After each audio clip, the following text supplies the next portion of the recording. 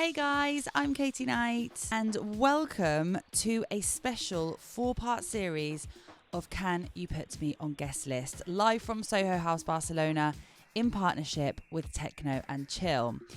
So today's guest is wonderful. She is a true cultural powerhouse. With me is Georgia Taglietti. With over 30 years in the industry, she's known for shaping narratives at the crossroads of creativity, tech, and communication.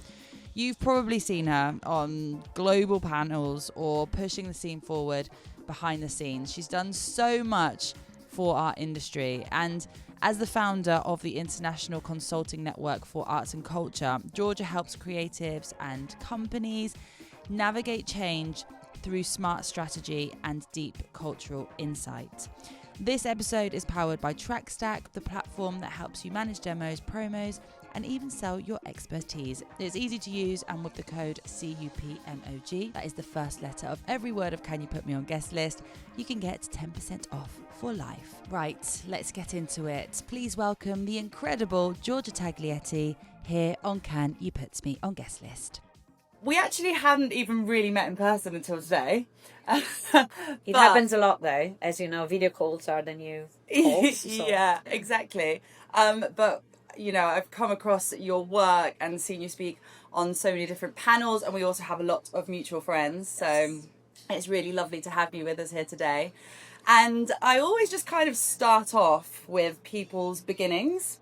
You studied advertising and PR here in Barcelona. Yeah. Is that right?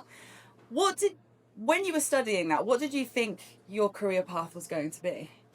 I mean, I'm her plus one because can I put it in the guest list? I'm her plus one, and I think it's very interesting to be. Thank you above all, Techno and Chill and Soho House and you. Thank you for follow up and asking me to do this interview. I think it's super relevant for me to kind of find you and see how many friends we have in common. And feel very comfortable about it. And one thing that I think I always had in my life, and my mom always told me, is that since I was a little young, you can sit me in a bar like this one and I would be friends with everyone. And I was like 5. And so she used to lose me in the rooms. So it was pretty clear from the beginning that I was ending up in communication or PR. And actually she did you can't do that anymore with children, but she used to sit me in a bar in Caracas where I grew up. I grew up in between Italy and Caracas. And she said, okay, just tell us everything you've heard to the ladies. And so I was gossiping like the housewife stuff, and I was like, then I heard this and then I heard this, and my mom was enjoying that a lot. And I think now it's forbidden for law or something to use kids like that, but I think it was super. I think it's a way to see me as something very natural. So I think communication and networking comes natural. My mom was a great networker from the start, just with a phone and no internet. So, you know, the first time I went to London, I said, I want to go to London and study English. But, you know, and she like, oh, we need to find a place to stay. And she phoned a couple of friends. And then she went to another friend and she found me a place to stay for a month. And, you know, she was like, she didn't need internet to be that way. So I think it's also the way your cultural DNA plus the way you are brings you to the place where you are. And that's how I landed in advertising. At the time, advertising and PR was a really brand new branch of any, like for now you can kind of understand is like music industry studies for now, which are completely new, that didn't exist in my time. I was born 65. At the time, advertising was like the brand new thing. And actually, father of a friend of mine in Caracas was the founder of the faculty here in the University of Advertising and PR. So they said, do you want to come to Barcelona? For me, it was very organic, and I came. And I stayed. I was the only foreign person in the university. Really? Yeah, absolutely. Like, there was no Italians. They were like, what do you do here? And there was no EU at the time. So they were not in the European community. I mean, we're talking pre-Jurassic Park. So it's like, it was really hard to kind of, you know, validate one study to the other. I had to do 2 different end of the year kind of exams, very stressy thing, but I made it. Could you speak Spanish? I can speak Spanish, Catalan, French, Italian, English, and I can understand Portuguese. But I meant at that time when you arrived, could you speak I was Spanish? already trilingual. Okay. I would never have done that. I mean, there was no Duolingo or anything at the time. I mean, you don't jump into there was no Erasmus. They didn't have any PT for somebody that didn't know the language. You were not like, oh, welcome, we will teach you language. You're like, either you can do it, either you don't. So, I was bilingual, but trilingual even. And what was your relationship with music and dance music at that time? Were you... None. Really? Absolutely none. Though, I would say that at the time, so pre-90s, guys, pre-90s, again, Jurassic Park, is like I was a clubber, and I've always been a night person. I love the night person. And I have been really involved in the pre-AIDS era, and I had many people that I lost in AIDS, which is very important to think. Was the big, for me, it was really, we see COVID as something, but for us, AIDS was a before and after in clubbing, in entertainment, in life, even in gay friends. And, there was such a terrified atmosphere. Barcelona was huge. They had amazing clubs. People used to come to Italy and ask me for a guest list to get into Auto Suits, into Distrito Distinto, into all the clubs at the time. So that was dance music at the time, a bit like a New York vibe. And then AIDS happened, and it actually changed the whole scenario of the clubbing thing at the time. Really serious stuff. I lost my best friend then, and then from that on, my family was really involved in jazz and music. Okay. As a hobby, but really big into music. So I was really into jazz, and I started working with a festival here, and they said, no, you need to understand electronic music. So you come to listen to DJ sets, and we are sure you will understand what electronica means. And I actually instantly fell in love. The first set I ever listened to, they forced me to go, really forced me, and everybody will laugh about it, was Laurent Garnier in a club near here, actually.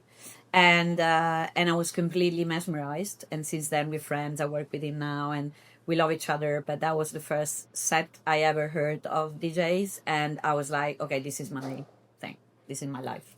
I love the fact that he was the first set that you ever saw, and then you actually circle. ended up and then it's a full circle moment. Full circle. And even I remembers, because what an amazing story about Laurent is that Laurent remembers every set. So every set, meaning that he was like, somebody has asked us to put this online, and he's like, what year was, and he say, oh, this is this year. And I remember in the third track, I played that, and I was like, terrified about it. Like, I will never have this memory, but of course that's his memory, and he remembers. So, and actually you're interviewing Manfredi, DJ Tennis, after. Yes. And we met also thanks of the fact that I did a lot of DJ bookings at the time, and Manfredi had an agency.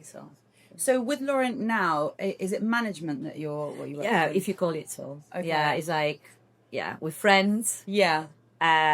He says things, I say no. He says yes. He says do.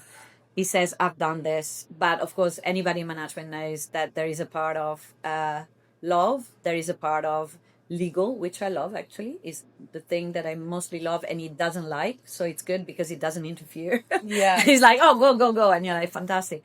But it's also been with him in any step of the way right now that has reached in a kind of peak of his generation. And there's so many legacy. Totally. That we need to preserve, we need to think, we need to kind of pamper and take care of, which I love. Yeah, I was actually going to ask that question. Like, obviously, we're at a time where your online presence and your public presence is so important, and there's so much that we have to do to create that. But with somebody like Laurent, who is an absolute legend, an icon, does legacy just speak for itself, or do you still need to actively work on, content creation? At all. I mean, the idea, I actually teach that. Laurent and I sync very well in his cleverness, which is something that you appreciate when you work with an artist that has instinct in communication about themselves. And Laurent has it. and we are very sync. We never discuss about that. We never dispute anything about this conversation. We had a big conversation about his cancer, which was, of course, I think one of the most critical moments in our lives. He talks about it, so that's why I can talk about it. Yeah. And, I think that the real him has always been, there's a bit too many dogs in his feet, as you see, but that's a kind of discussion we have. But for real, we know that, for instance, we try not to be too many pushy. We don't do promo. We don't do paid. We do organic. He takes care right now of his feed, but sometimes I get in like, we have some obligations and we need to follow them. But I think that Laurent is always spoke with his heart. When Elon Musk bought Twitter, I stepped down of Twitter the day after without me telling him. He called me and said, we're stepping down of Twitter. We had 125,000 followers. And I am that kind of person. So I said, we shut it down. And he said, we shut it down. Thank you, bye. So we left the day the bot was formalized publicly for everybody. So we scrapped that. We completely left Twitter for that. Really? And we felt very good the day after, like, good. And but then, it's very controversial about using anything, and there is a lot of weight on Laurent's side, especially in France. So we're very family oriented in anything that is communication. Yeah. And you can see it publicly. Yeah. So you founded the International Consultancy Network For the arts and culture. the arts and cultures. What made you turn all of your knowledge and everything that you've done into this consultancy firm? Well, I left the festival in 2021, and it was 25 years of work. And my personal reflection about rebranding was like, I don't want it to be my name, me, myself, anything related to my name. I want me to kind of create a company, and I want the company to be named something. And it was post-COVID time, but still, let's say 2021 was still COVID time. And we had long walks with my husband. And he knows that I'm a namer. I love to kind of find names for brands. I actually did it even when I was younger for a company and And then I was working so much with France. And in France, they love this contraction of work. So actually, the company is called the ITNAK.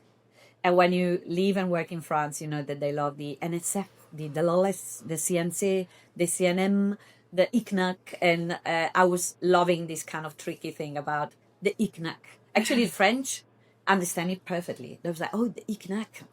And then you say the International Consulting Network for the Arts and Culture. So I wanted the umbrella to be a bigger one, bigger than me, bigger than the name, bigger than everything, saying I'm free to do whatever I want. And it's not an LTD, it's a network. It's actually an LTD, but it's based on a networking frame, which means that it can have different tasks, different roles, different jobs. And I think in culture, there is a lot of need of different jobs at the same time, clients that have different needs or different way of thinking. And I didn't want to be kind of corner in a place. And I think that when you say that, at the beginning, nobody really, lots of people thought, oh, we can be partner with you and consult for your clients, because of course I know a lot of people, but it wasn't really that. And now it's merging into something more and more clear about having people that can bring on clients or things in culture and arts. And my name kind of guarantees a certain quality of work. And it's like having a lawyer's firm in which there are lawyers that do their jobs, there are people that do their jobs, but there is my name kind of guaranteed that the job at the end of the day is the quality that I kind of think and I hope I delivered through my working life. Decide who you're going to work with. If somebody approaches you, what is it that you look Actually, for? it came organically, and then also I came through different avenues. And I think that there's been a lot of thinking if I could do one or the other.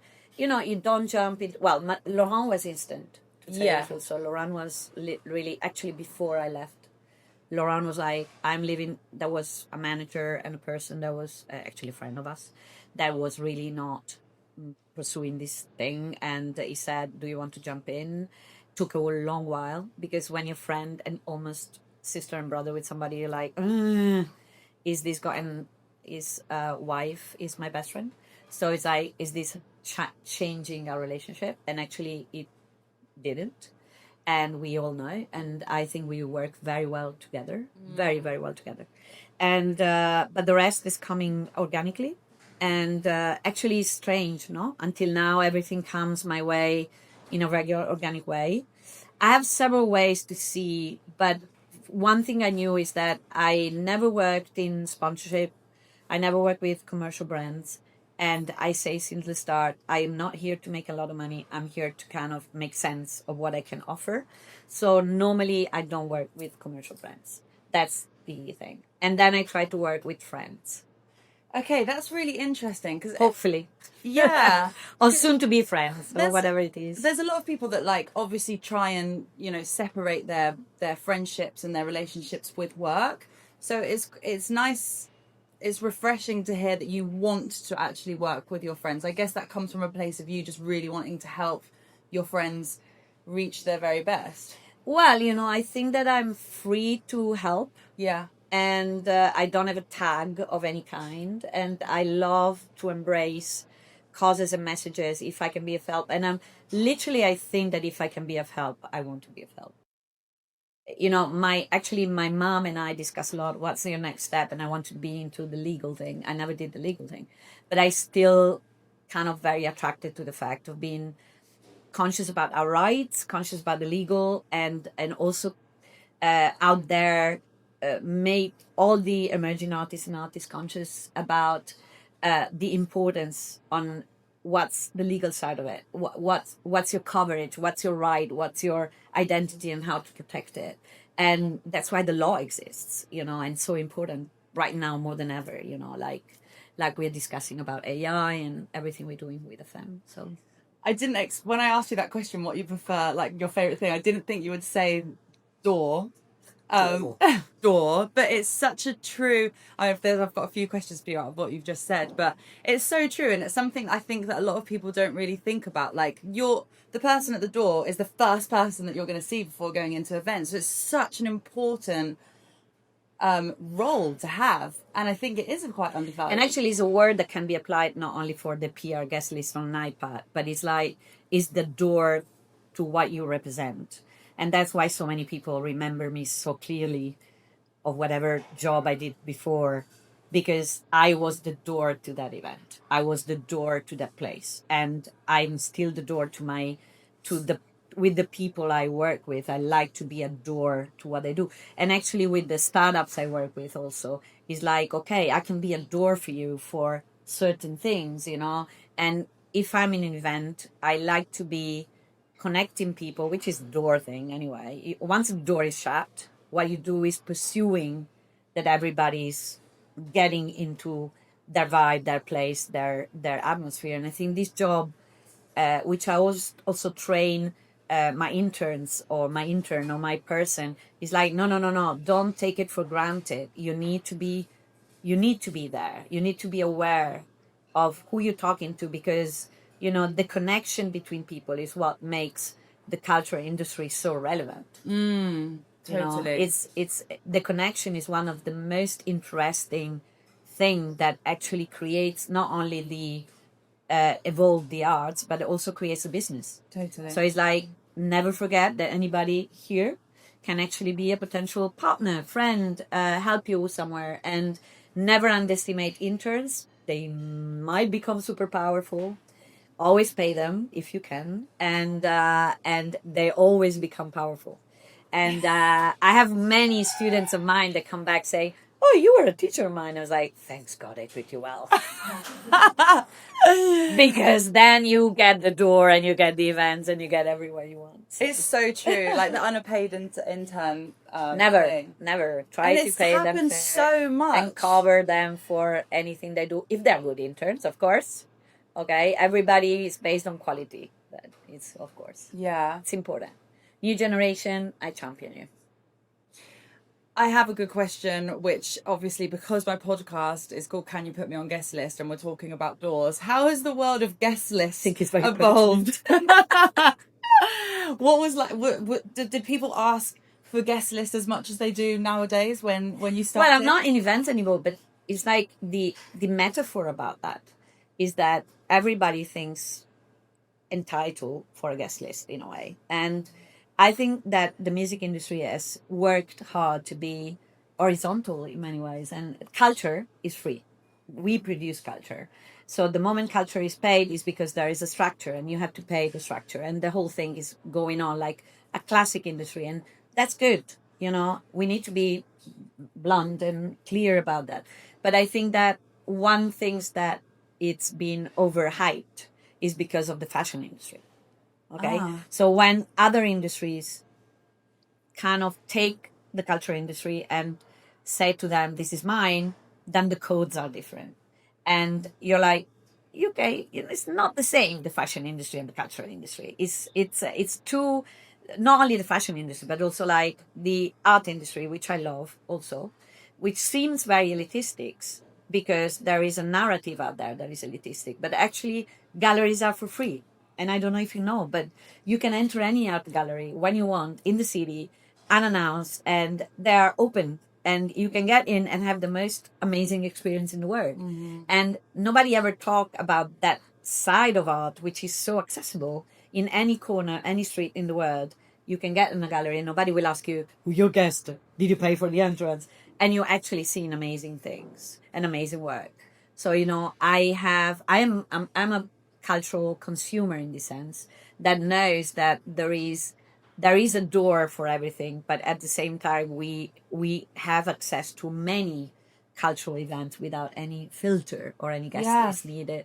So it's like there is a two-door policy. I think that a promoter needs a guest list to give a certain vibe and also to have his friends and family if he wants, and it's the friends and family of the artist, for instance, which sometimes is overboard. I was very good at saying no to the friends and family of the artist. Like, no, this is a order. This is a number. This is what we have. And I actually think that everybody that is polite and really nice people understand politeness and really nice no's. And the no is an option that should be taken into consideration. Totally. I recently interviewed Elijah. Yeah. And I love Elijah. I love Elijah. Yes, he's amazing. And one of his, I don't know if you guys have seen him, he's the guy that does like the yellow squares on Instagram, and he's got just so many amazing and forward-thinking ideas. And one thing that he wrote on Instagram was friends buy tickets. And it is something I think so many of us forget. It's like, Well, I used to be very rude, much more than Elijah. I just normally, my Facebook the other day reminded me that I normally, by those days, I was used to post like, don't. Just don't. And that was pretty intense. People were like, so again, when they saw the dawn, they were like, oh my God. And it's like, okay, I know it's not. Yeah. I want to go back a little bit to, we kind of touched upon it before, which was building an online presence and your public presence. What do you think are the most common mistakes that new brands or emerging artists make nowadays when trying to build that online presence? Don't believe in organic and be very fast. And I hate the word fast. I love the word growth and the numbers. And I love the word community. I love the word heavy work. And I love the fact that they need to understand how they work and not just jump into it without understanding the consequence or even how you do it in the proper way. So I teach a lot about digital behavior and digital. Unfortunately, the new generation hasn't had any technological or digital education. And I am an avid reader in this sense since a long time ago. I was very proud this morning. I was thinking about you. I had my iPad, and it's like the percentage of reading of news and anything related to digital and tech was higher than Netflix, which I think is fair. And that's what I wanted to be. But needed to learn how digital and technology are in order to use them before you use them or jump into it. So it's like, I want to be in TikTok. Well, thanks God you want to be in TikTok. Right, this is a slavery because you need to kind of be aware. So don't force yourself to be somewhere you don't want to be. And I also think in the power of community, the power of collective, in the power of associations. I work with association, I work with FM, I work with Reset, I work with platform that actually there as a connectors.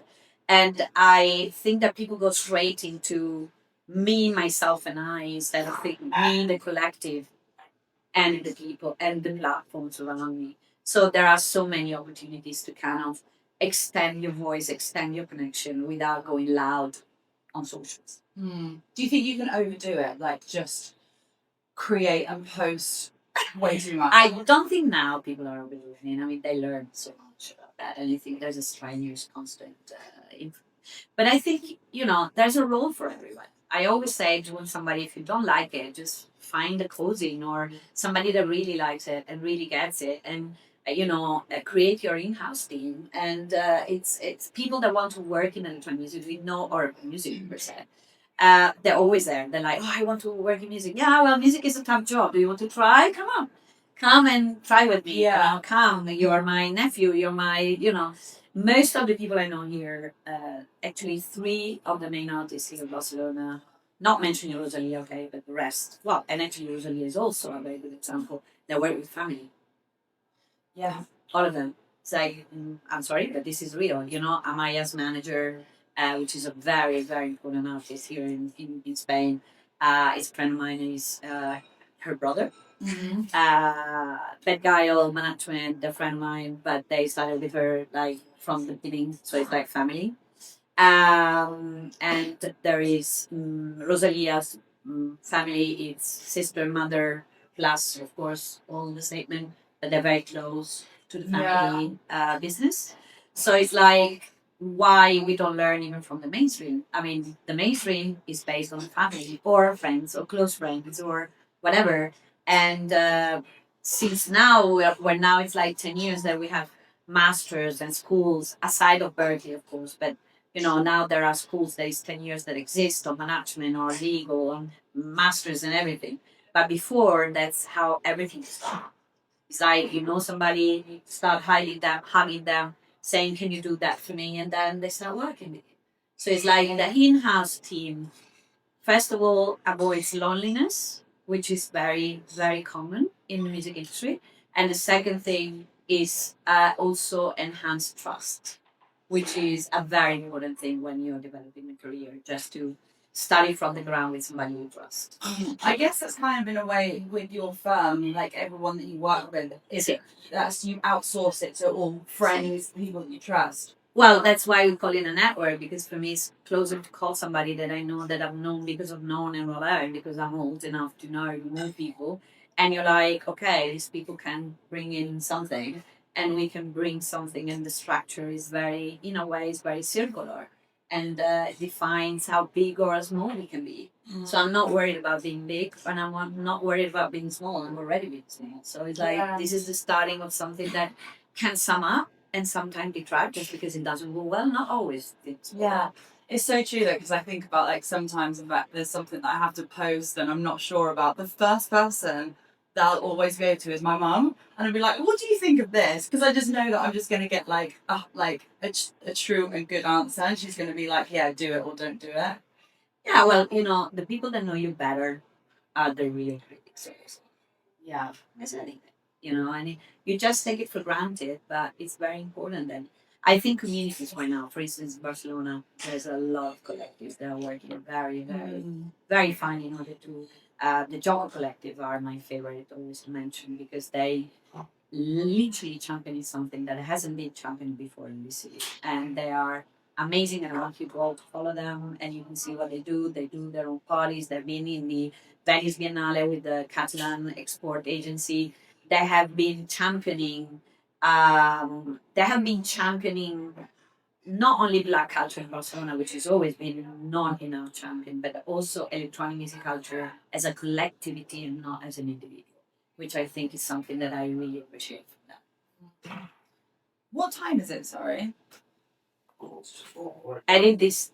This. I have no. I don't know. I need to check the apple. I'm just like, I could talk and talk. That's just so. The boss cuts us here. Where do you want? Cut us when you want.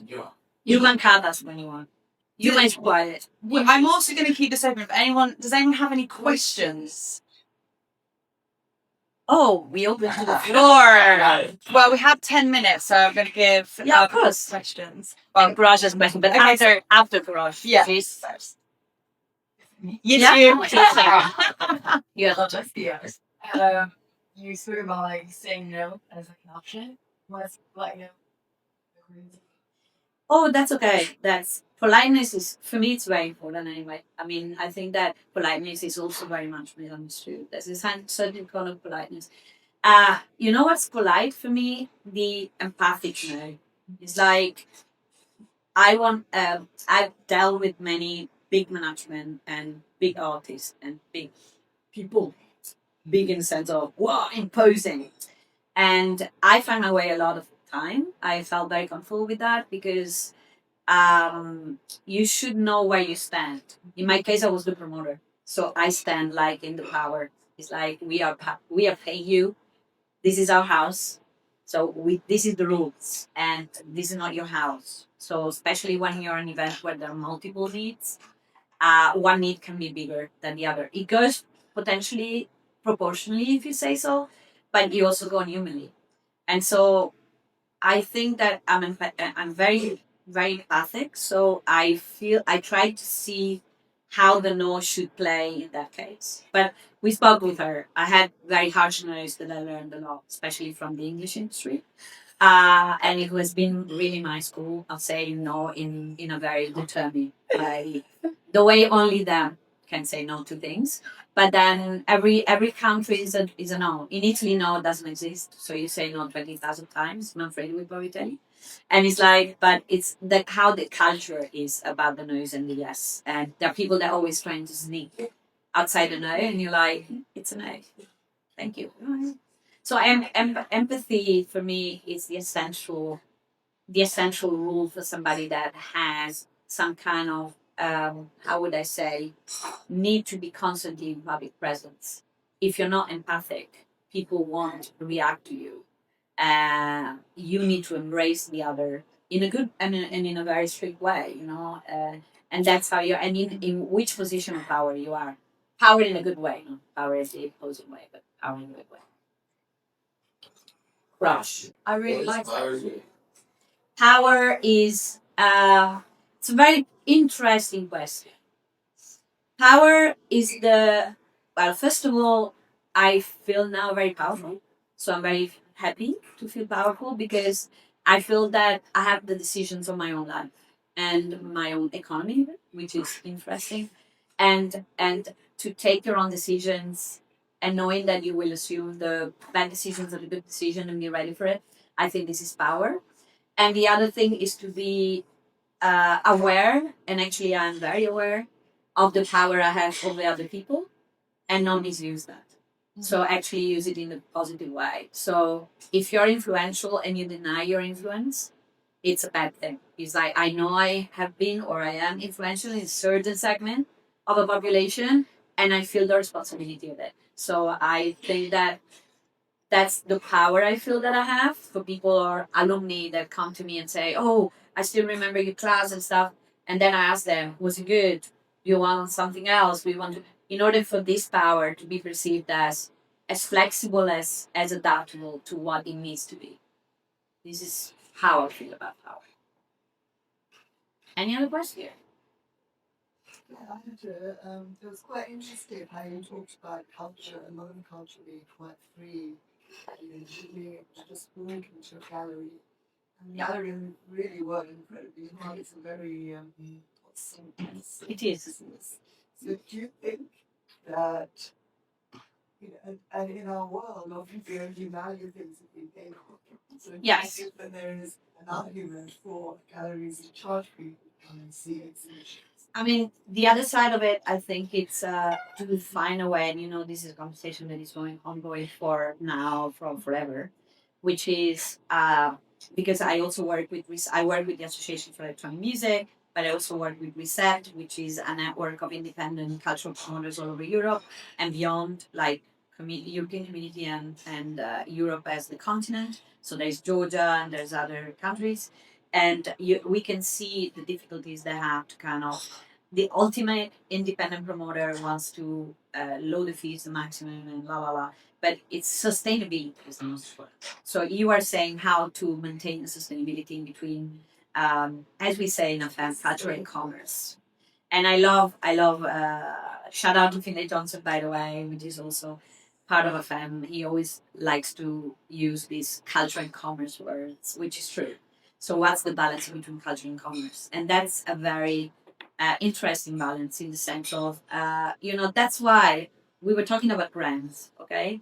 And we were talking about, I never dealt really well with marketing departments. I always been the woman outside the sponsorship departments, and I never dealt with the money or the budgets, which is very fortunate. But at the same time, I'm really bad at that because my part is more devoted to, and that's why also my role that I do in the music tech scenario is I'm the music side. They come with a business plan and the tech side and the investment funds, and now I understand it and I can read them. But I read classically straightly into the music side because that's my soul. And my ideal word would be the perfect balance in between culture and commerce. And art galleries, we know that some of them they make money because actually there is an amazing exhibition in one of the art galleries here in Celle and he's one of my favorite painter and I went in and I asked for the fee of right now. She's a Catalan painter and I was like, I want to buy one.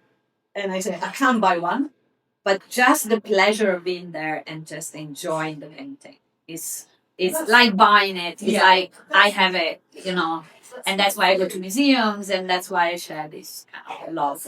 You say we quite like the legal aspects. Lawyers from charging distance to the front court. Yeah. Well, that's important because we spoke with Courage about how it's important to kind of design and have accessibility to bring blueprint for emerging artists on the legal side of music. And that's what we always talk about, to accessibility to clauses that will kind of accelerate your knowledge into the main blueprint of what you need to ask to lawyers. And I think this is something, the education starts from there, starting from the blueprints of the best practices for your future career. And it's like architecture. You need to start from there and then you build the career. It's not the opposite side. It's not I will boom there and then I will find a manager. And actually it's a very good example is Amaya the singer, which is very famous. And I met the brother when they were just starting and he said to me, I don't come from here. I come from a music business training and I'm studying with her because she won like The Voice or so then she became very famous instantly. And she said, I need a lawyer, I need a partner, I need somebody to start thing. And I love them for that. And I invited him to speak in, master classes and stuff. Because this is the way I see the music business is to understand business once the music is done, but start with business side to be blueprint to be clean before you start jumping into the arena of the music business. And this is how I think that you could deal with the career that is you're conscious about your steps and you don't lose control of it, which I think at the end will pay you back forever, whatever it pays, but it will pay you back both humanly and commercially in business. Just to end, I have a last question. How or which strategies or trends do you think will redefine cultural communication and personal identity in the next decade or so? It's interesting. I'm following the Substack community very closely because I think there's a very interesting, where are the journalists now? I will ask you actually. I will do the reverse. I actually want to do the reverse with her. But it's like, where are the journalists now? Where are the podcasters? Where are the media? And there's a friend of mine that is a writer for a big, really good, interesting Substack newsletter called Scrolling Infinito. He's Italian. He works in a big media structure. But he has this newsletter that I follow it forever. And I love the infinite scrolling name. And he said the other day in one of his newsletters, he said, I hope everybody's realizes that social media are not social anymore, they're media. Because 80% of people watch, 20% of people create. This is a media. So the moment you get into the media, this is a completely different way. Yeah. So where are the journalists now? You tell me. And this is the way I see that people gain journalism, and we go back to the critical writing and critical thinking, because not good, of course, a very important book, but critical thinking is needed. Totally. Georgia, thank you so much for being wonderful. I'm interviewing her next time. I could have literally chatted to you about so many things. But I was DJ Dennis is happy here, to- so he's the boss. Thank you so much. Thank you so much.